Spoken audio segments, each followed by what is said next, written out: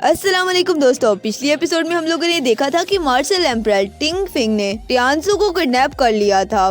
फिर हम देखते हैं कि सिंगुनम एक रेस्टोरेंट में बैठा होता है जहाँ पर एक लड़का कहता है कि मास्टर टियानसू तो सच में बहुत ज्यादा जीनियस है, क्योंकि उसने तो कुछ ही दिनों में 3000 से ज्यादा लोगों को गोल्डन विंड हॉल में रिक्रूट कर लिया है। इसीलिए तो मुझे ऐसा लगता है कि वो कोई बहुत ही बड़ी प्लानिंग कर रहे थे, लेकिन पता नहीं मार्शल एम्परर सिन फिंग ने उसे क्यों कैद कर लिया है। वहीं दूसरी तरफ हम लोग देखते हैं कि सिंगुनम इनकी बातें सुन रहा होता है और अब वो इनकी बातें सुनने के बाद थोड़ा सा परेशान हो जाता है। वो कहने लगता है कि अभी तो गोल्डन फिंग साल की शुरुआत है और अभी से यहाँ पर इतना बड़ा इंसिडेंट हो गया, पता नहीं आगे क्या कुछ होने वाला है। तभी वो लड़का कहता है कि मास्टर टियानसू ने 4000 गोल्डन विंड्स देने की ऑफर की थी, जो कि मुझे लगता है कि मार्शल एम्परर के लिए भी काफी है। तभी दूसरा लड़का कहता है कि ये सब हुए तो 3 दिन हो चुके हैं, अब मुझे समझ नहीं आ रहा कि हमें आगे क्या करना चाहिए। तभी वो लड़का कहता है कि हम लोगों को बस अब थोड़े दिन वेट कर लेना चाहिए, क्योंकि हम लोग उस मार्शल एम्परर सिन फिंग के साथ लड़ाई भी तो नहीं कर सकते। इसलिए मुझे तो ऐसा लगता है कि मास्टर टियानसू को वहाँ से बचा पाना पूरी तरह से मुमकिन है। तब उनकी ऐसी बातें सुनकर सिंगुनम कहने लगता है कि शायद मैंने टियानसू को ओवर एस्टिमेट कर दिया और अब ऐसा लगता है कि मुझे इस बारे में कुछ करना पड़ेगा। इसके बाद अगले सीन में हम लोग देखते हैं कि गोल्डन विंड साल के बाहर बहुत सारे लोग जमा होते हैं।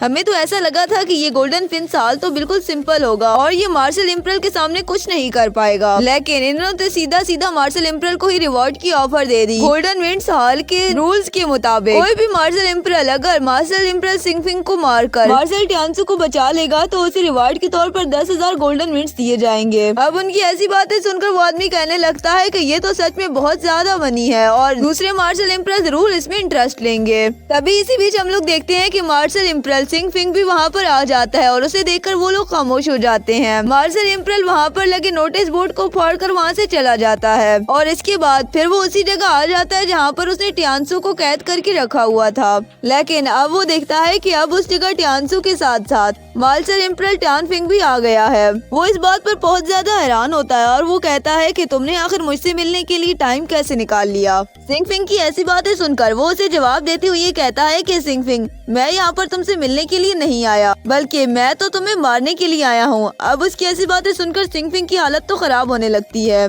क्योंकि वो मास्टर एम्परर टियान फिंग के सामने कुछ भी नहीं था। और फिर टियान फिंग अपना दाव चलता है और अपनी पावर का इस्तेमाल करके मास्टर सिंग फिंग को अपनी कैद में कर लेता है। अब सिंग फिंग मुकम्मल तौर पर उसकी कैद में आ चुका होता है।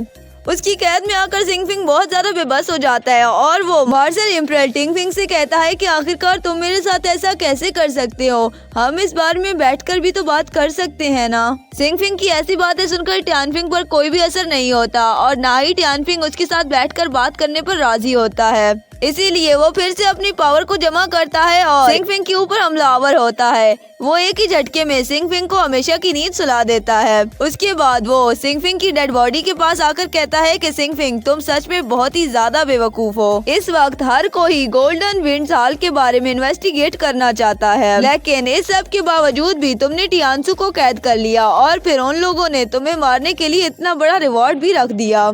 इसके बाद हम लोग देखते हैं कि टियानसू भी वहाँ पर छुपा हुआ होता है और वो टिंग फिंग की सारी बातें सुन लेता है। इसके बाद सिंग फिंग को मरा हुआ देखकर बिल्कुल शॉक हो जाता है और इसके बाद टियान फिंग वहाँ से निकलने के लिए रेडी हो जाता है और वो टियानसू से कहता है कि अब तुम यहाँ से सीधे अपने मास्टर के पास जाओगे और उसे मेरा पैगाम दोगे कि मेरे रिवॉर्ड रेडी रखे, और अगर मुझे मेरा रिवॉर्ड ना मिला तो मैं तुम लोगों की जिंदगी को जहन्नम बना दूंगा। और इतनी सी बात कहने के बाद वो सिंग फिंग की बॉडी को लेकर यहाँ से रवाना हो जाता है। सिंग फिंग की ऐसी बातें सुनकर अब हम लोग देखते हैं कि टियानसू भी थोड़ा घबरा जाता है, लेकिन अब वो भी इस बारे में कुछ नहीं कर सकता था। इसके बाद वो सब की बात करने के लिए अपने मास्टर सिंगुनम के पास आया होता है और फिर वो वहाँ पर आए पेश सारे वाकये की डिटेल अपने मास्टर को बता देता है और साथ में वो ये भी बताता है कि वो सिंग फिंग की बॉडी को अपने साथ ले गया है और अब वो कह रहा है कि उसका रिवॉर्ड तैयार रखा जाए। जिसकी बात सुनकर मास्टर सिंगुनम कहता है कि मुझे तो ऐसा लगता है कि उन लोग को हमारी ऑफर काफी ज्यादा पसंद आई है, इसलिए मास्टर टियान फिंग ने इस पर एक्शन भी लिया है। तब अपने मास्टर की ऐसी बातें सुनकर टियानसू कहता है कि आपने तो इस बारे में काफी ज्यादा बड़ी ऑफर दी है, इसीलिए उन्होंने ये सब किया है, लेकिन अब इस सब के बदले में हमें 10,000 गोल्डन विंड्स उन लोगों को देने पड़ेंगे। टियानसू की ऐसी बातें सुनकर मास्टर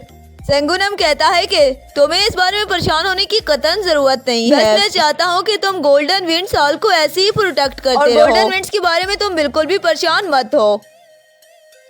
इसके साथ साथ तुम्हें खुद को प्रोटेक्ट करने की भी जरूरत है और ऐसा काम करने की बिल्कुल भी जरूरत नहीं है जिसमें तुम खुद को प्रोटेक्ट ना कर सको। अब मास्टर सेंगुनम की ये बातें सुनकर टियानसू उनकी बातें समझ जाता है और वो मास्टर सेंगुनम से कहता है कि आपको अब इसके बारे में परेशान होने की जरूरत नहीं है। मैं अब आइंदा से यहाँ पर ऐसा कुछ होने भी नहीं दूंगा और अगर मैं ऐसा ना कर सका और फिर से दोबारा ऐसा कुछ हुआ तो मैं हमेशा के लिए आपकी आंखों से गायब हो जाऊंगा। अब टियानसू की ऐसी बातें सुनकर सेंगुनम भी उससे इम्प्रेस होता नजर आता है और इसके बाद वो उसे 10,000 गोल्डन विंड्स देते हुए कहता है कि ये मास्टर टियानफिंग के लिए रिवॉर्ड है। लेकिन इसी के साथ मैं चाहता हूँ कि अगर किसी भी तरह से वो हमारे गोल्डन विंड्स हॉल को ज्वाइन कर ले तो इस तरह से अपने हॉल के मेंबर को भी इंक्रीज कर सकते हैं। अब मास्टर टियानफिंग इस ऑफर को एक्सेप्ट करेगा या नहीं करेगा ये सारी चीजें अब तुम पर डिपेंड करती हैं। अब मास्टर सेंगुनम की बातें सुनकर टियानसू उससे कहता है कि आपको इस बारे में परेशान होने की कतई जरूरत नहीं है। मैं कुछ भी करके मार्शल एम्परर टियानफिंग को गोल्डन विंड्स हॉल को ज्वाइन करने के लिए राजी कर ही लूंगा और इसी के साथ मैं पूरी कोशिश करूंगा कि मैं मजीद मार्शल एम्परर को गोल्डन विंड्स हॉल में रिक्रूट कर सकूं। इसके बाद मास्टर सेंगुनम कहता है कि अब तुम यहाँ से जा सकते हो। मुझे नहीं लगता कि तुम्हें उनको इतना ज्यादा वेट करवाना चाहिए। अब मास्टर सेंगुनम की बातें सुनकर टियानसू भी यहाँ से रवाना हो जाता है और इसके बाद हम लोग देखते हैं कि सेंगुनम प्रैक्टिस करने के लिए विंड सेवन लिस्ट में आ गया होता है और अब वो कहने लगता है कि मैंने सिर्फ 2 महीनों में ही 20 मिलियन गोल्डन विंड्स को कलेक्ट कर लिया है।